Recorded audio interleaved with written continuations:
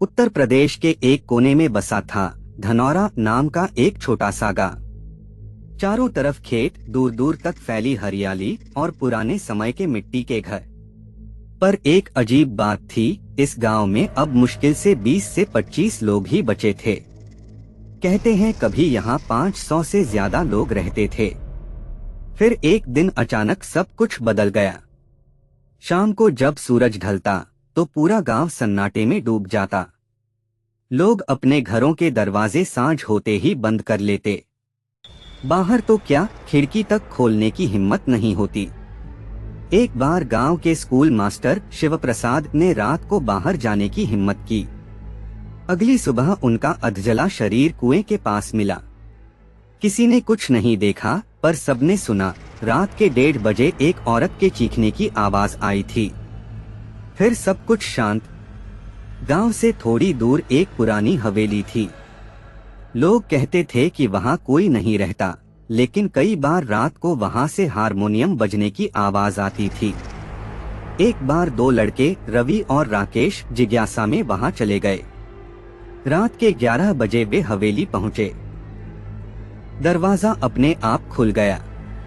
अंदर सब कुछ धूल से भरा था, पर हारमोनियम एकदम नया दिख रहा था। तभी उन्हें लगा जैसे किसी ने पीछे से कंधे पर हाथ रखा हो। दोनों ने पलटकर देखा, पर वहां कोई नहीं था। राकेश वही डर के मारे बेहोश हो गया। रवि किसी तरह भागकर गांव लौटा। अगले दिन जब लोग हवेली पहुंचे तो राकेश की लाश झूल रही थी, उसी हारमोनियम से बने फंदे पर। कहते हैं कि ये सब शुरू हुआ था जब गांव में एक तांत्रिक आया था, काल भैरव। वो कहता था कि वो आत्माओं से बात कर सकता है। एक रात उसने गांव की सभी औरतों को बुलाकर किसी विशेष पूजा का आयोजन किया। उसके बाद से ही गांव की औरतों का व्यवहार बदल गया। वे शांत और निर्विकार हो गईं। बच्चों को छूती तो बच्चे बीमार पड़ जाते।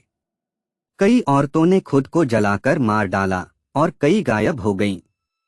बचा तो सिर्फ एक आदमी, बुजुर्ग हरिराम। उसका कहना था वो कोई पूजा नहीं थी, वो बलिदान था। औरतों की आत्माओं को बांध दिया गया था हवेली में। हर रात हवेली में एक परछाई घूमती थी, आधी औरत आधा कंकाल। लोग कहते थे कि ये उसी पहली महिला की आत्मा है जिसे तांत्रिक ने मारा था। उसका नाम था धनवंती। धनवंती की आत्मा अधूरी थी, अधूरा उसका बदला, अधूरा उसका जीवन। वो हर उस इंसान को मारती थी जो रात में हवेली के पास जाता। उसकी चीखें हवा में घुल जाती, पर शरीर कभी नहीं मिलता। एक बार गांव में एक युवक मनोज अपने दोस्तों के साथ इस रहस्य को जानने आया। वो नास्तिक था, डरता नहीं था। पर जब वो हवेली पहुंचा तो अगले दिन उसके दोस्तों को उसका शरीर मिला, दिल सीने से गायब, आंखें बाहर निकली हुई। गांव के पंडित ने बताया, जब तक धनवंती की आत्मा को मुक्ति नहीं मिलेगी, ये गांव मरता ही जाएगा। उसकी आत्मा को उसी तांत्रिक की राख से शांत किया जा सकता है। पर दिक्कत ये थी, तांत्रिक की राख कभी मिली ही नहीं। माना जाता है कि पूजा के दौरान उसने खुद को हवेली की दीवारों में चुनवा लिया था। गांव के बचे हुए लोगों ने तय किया, हवेली को जला देंगे। उस रात पूरे गांव ने मशाले लेकर हवेली को घेर लिया। जैसे ही पहली मशाल हवेली से टकराई, चीखों की बाढ़ आ गई। हवेली खुद जलने लगी। पर हर खिड़की से एक चेहरा दिखा, किसी औरत का।